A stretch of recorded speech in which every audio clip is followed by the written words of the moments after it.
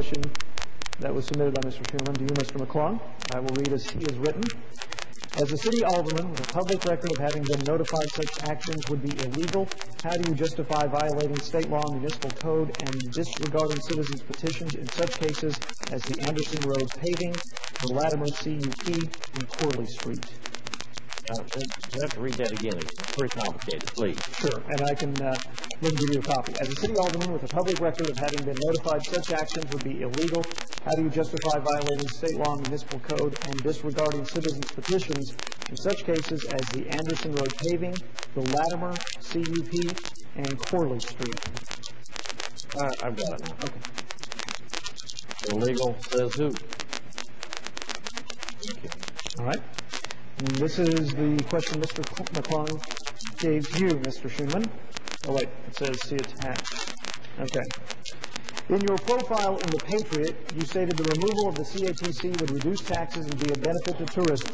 My question to you is, how would you replace the over $1 million of tourist-generated, and in parentheses funded, tax revenue currently used for advertising the city of Eureka Springs, auditorium expenses, festivals, etc., and keep our existing city services, i.e. fire, police, sanitation, and so on, at the current standards without raising city taxes?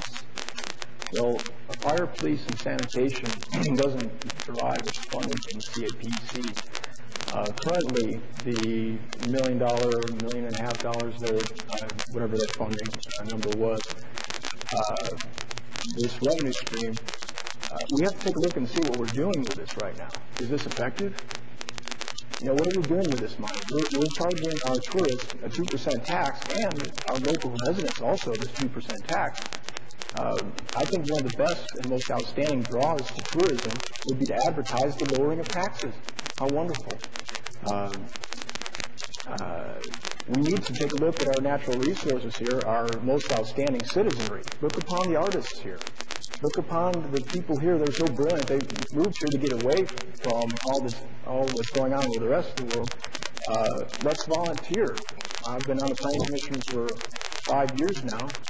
We have these wonderful people. They need to step forth and participate and get together and find out the best way of fulfilling the needs of this community by this place maintaining its uniqueness simply, without which requires no funding. In fact, we can enhance this, such as Glenn and Booth's work with the wildflowers and such. This is what draws tourists to this town. Maintaining our uniqueness, this is what draws tourists to town. This is very important to recognize this and to keep this. Thank you. All right, finally, 60 seconds from each of you why we should vote for you. First, Mr. McClung.